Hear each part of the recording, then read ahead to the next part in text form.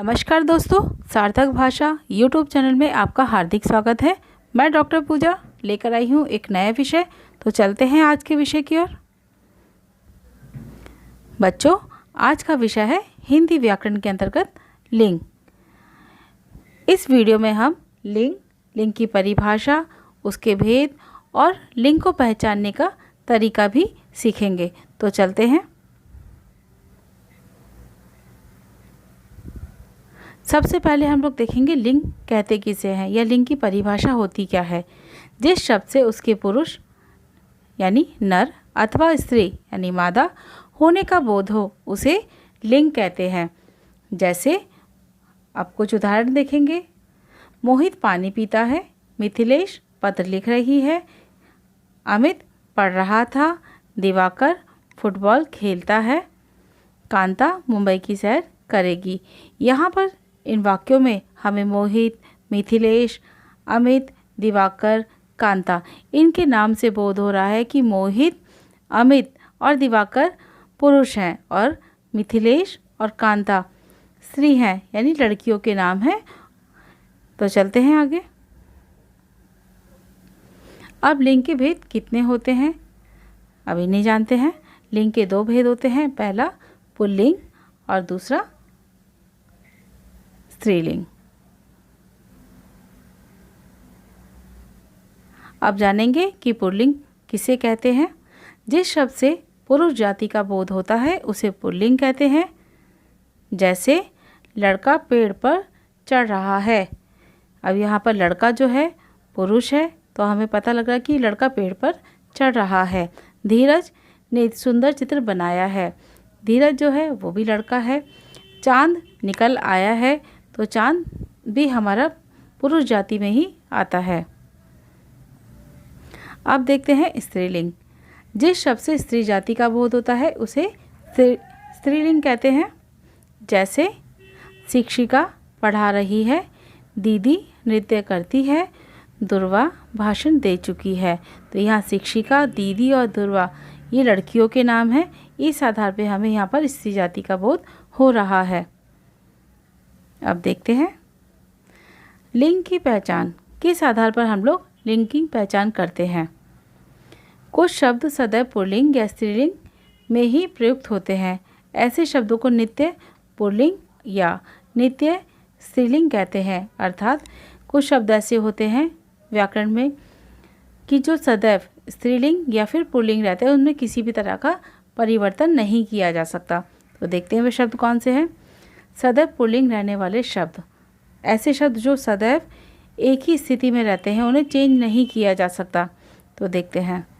जैसे गैंडा, भालू, भेड़िया, गीदड़, चीता, ज़ेब्रा, जिराफ, खरगोश, मच्छर, तोता, कौआ, कछुआ, खटमल आदि ये शब्द ऐसे हैं जो सदैव पुल्लिंग ही रहते हैं। इनमें आप कभी भी परिवर्तन करके स्त्रीलिंग नहीं बना सकते। चलते हैं आगे। अब देखेंगे सदैव स्त्रीलिंग रहने वाले शब्द। ऐसे शब्द जो सदैव स्त्रीलिंग रहते हैं उनमें कभी भी परिवर्तन करके पुल्लिंग नहीं बनाया जा सकता। जैसे सुहागिन, सौत, सती, नर्स, सौतन, भेड़, मछली, चील, चिड़िया, लोमड़ी, कोयल, मक्खी, जूं, संतान, औलाद, पुलिस, फौज, सरकार, सेना, मकड़ी, गिलहरी आदि ये शब्द ऐसे हैं, इनमें हम परिवर्तन करके पुल्लिंग शब्द नहीं बना सकते। इन शब्दों को सदैव स्त्रीलिंग में ही प्रयोग किया जाता है। अब हम जानेंगे सदैव पुल्लिंग रहने वाले शब्द कौन से होते हैं। अब इनकी श्रृंखलाओं के आधार पर देखेंगे, मूल आधार पर कि कौन से शब्द हमारे पुल्लिंग होते हैं। तो जानते हैं। सबसे पहले जो भी देशों के नाम हैं वे सब पुल्लिंग के अंतर्गत ही आते हैं। जैसे भारत, अमेरिका, चीन, जापान, भूटान आदि जो भी देश के नाम हैं वो सभी पुल्लिंग के अंतर्गत आते हैं। श्रीलंका अपवाद है। दिनों के नाम रविवार, सोमवार, मंगल, बुध आदि जो भी जितने भी वार हैं वो सारे हमारे पुल्लिंग शब्द ही रहते हैं। समुद्रों के नाम हिंद महासागर, प्रशांत महासागर आदि हमारे पुल्लिंग शब्द हैं। पर्वतों के नाम हिमालय, गोवर्धन, धौलागिरी, सतपुड़ा आदि शब्द पुल्लिंग शब्द हैं। पेड़ों के नाम नीम, आम, पीपल, देवदार आदि, ये सभी हमारे पुल्लिंग शब्द हैं, सदैव पुल्लिंग में ही प्रयोग किए जाते हैं। लेकिन इमली जो शब्द है वो अपवाद है, उसे पुल्लिंग में नहीं लिया जाता। ग्रह, नक्षत्रों के नाम सूर्य, चंद्रमा, राहु, केतु, मंगल, बुध आदि, ये सभी हमारे पुल्लिंग शब्द हैं। लेकिन पृथ्वी पुल्लिंग शब्दों के अंतर्गत नहीं आती है, ये अपवाद है। महीनों के नाम, हिंदी महीनों के नाम चैत्र, बैसाख, जेठ, आषाढ़, श्रावण आदि जितने भी हमारे हिंदी महीनों के नाम हैं पुल्लिंग के अंतर्गत आते हैं। लेकिन वहीं दूसरी तरफ जब हम अंग्रेजी महीनों के नाम देखते हैं, जनवरी, फरवरी, मई, जुलाई, ये शब्द ऐसे हैं या ये महीने ऐसे हैं जो स्त्रीलिंग के अंतर्गत आते हैं।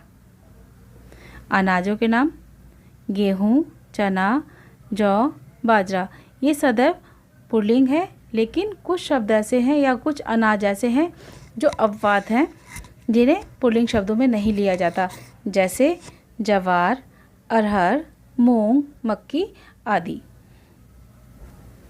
द्रव्य पदार्थों के नाम चांदी, चाय, कॉफ़ी, शरबत, दही, दूध, पानी, पेट्रोल, ये सभी पुल्लिंग शब्द हैं। लेकिन लस्सी जो शब्द है वो अपवाद है, वो उसे स्त्रीलिंग में लिया जाता है। रत्नों के नाम हीरा, पन्ना, मोती, मूंगा, पुखराज आदि, ये सभी हमारे पुल्लिंग शब्द हैं। अब आते हैं फलों के नाम पर।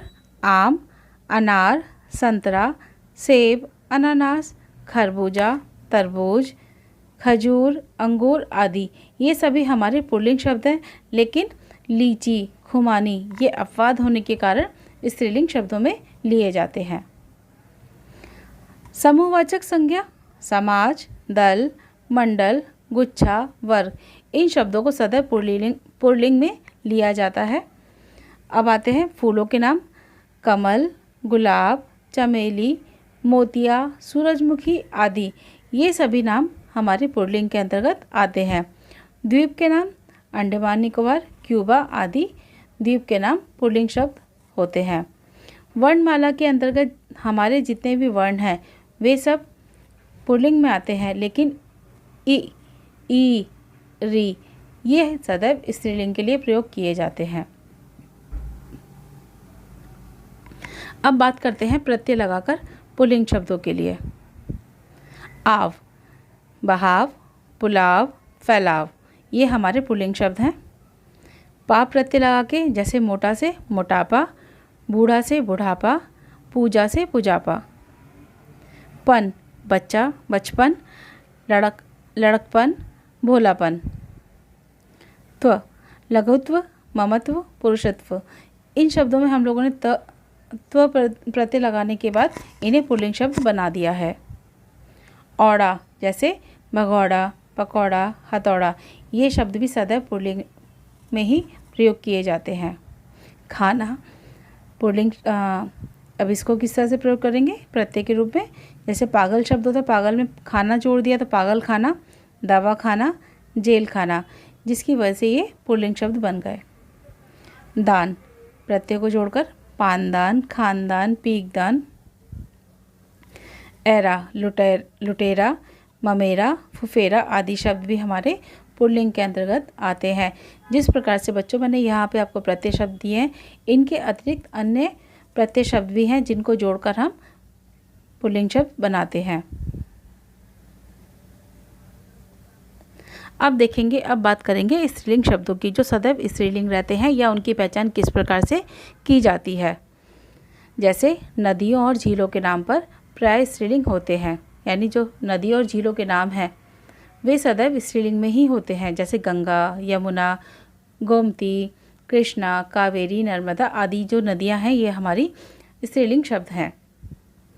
भाषाओं के नाम बहुत स्त्रीलिंग होते हैं, जैसे हिंदी, बंगला, असमिया, गुजराती आदि। बोलियों के नाम खड़ी बोली, राजस्थानी, हरियाणवी आदि। अब बात करते हैं तिथियों की।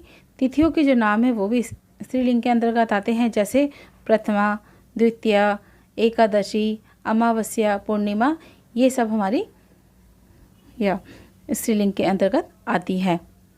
जब हम महीनों की बात करते हैं, हिंदी महीनों की बात, तो वो पुल्लिंग में आते हैं, लेकिन जब तिथियों की बात करते हैं तो वो स्त्रीलिंग के अंतर्गत आती हैं।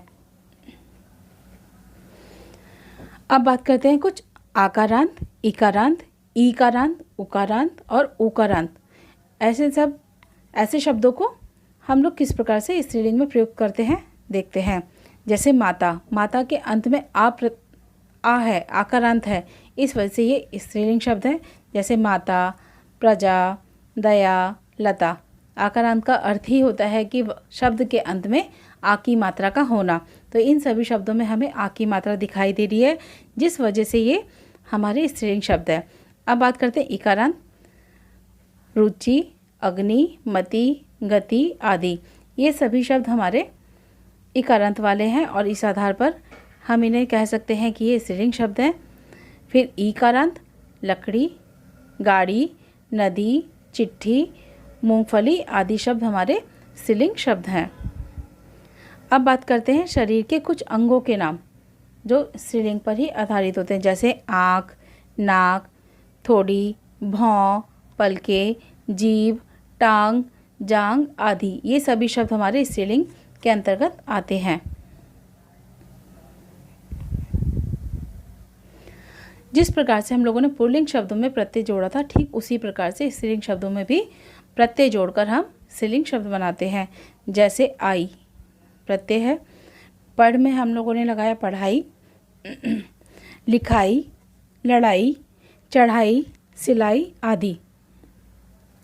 इया जोड़कर चूहिया, चिड़िया, बुढ़िया, कुटिया, लुटिया, डिबिया आदि। अब आवट शब्द जोड़कर या आवट प्रत्यय जोड़कर मिलावट, सजावट, थकावट, बनावट आदि। आहट प्रत्यय जोड़कर घबराहट, मुस्कुराहट, चिकनाहट आदि। या जोड़कर छाया, माया, काया आदि। ये सभी शब्द हमारे प्रत्यय जोड़ने के बाद स्त्रीलिंग बन जाते हैं। अब खाने पीने की कुछ वस्तुओं को देखते हैं। कचौड़ी, सब्जी, दाल, रोटी, पूड़ी, पूड़ी भी बोलते हैं और पूरी भी बोलते हैं। तो ये जो खाने पीने की शब्द मैंने आपके सामने दिखाए हैं या दिए हैं, ये भी हमारे स्त्रीलिंग हैं। अब पुस्तकों के नाम।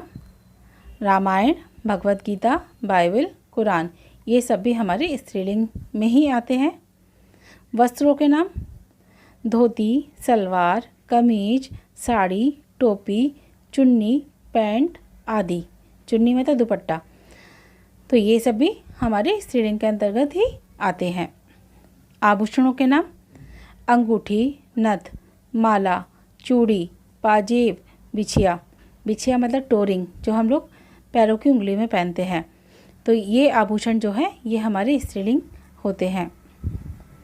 मसाले के नाम। हल्दी, मिर्च, इलायची, अजवाइन, सौंफ, धनिया आदि, ये सभी नाम हमारे स्त्रीलिंग हैं। कुछ शब्द स्त्रीलिंग और पुल्लिंग दोनों अवस्था में प्रयोग किए जाते हैं, जैसे प्रधानमंत्री, राष्ट्रपति, उपराष्ट्रपति, गवर्नर, मुख्यमंत्री, सभापति, वकील, डॉक्टर, प्रोफेसर, चित्रकार और पत्रकार आदि शब्द। ये सभी शब्द इस प्रकार से हैं, इस पद पर पुरुष हो या महिला हो, दोनों के लिए एक ही शब्द का प्रयोग किया जाता है, एक ही पद का प्रयोग किया जाता है।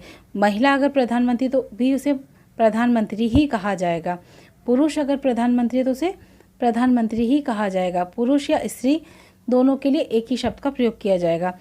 तो प्रधानमंत्री, राष्ट्रपति, उपराष्ट्रपति, गवर्नर, मुख्यमंत्री, सभापति, वकील, डॉक्टर, प्रोफेसर, चित्रकार, पत्रकार आदि सभी के लिए एक ही टाइटल का प्रयोग किया जाता है।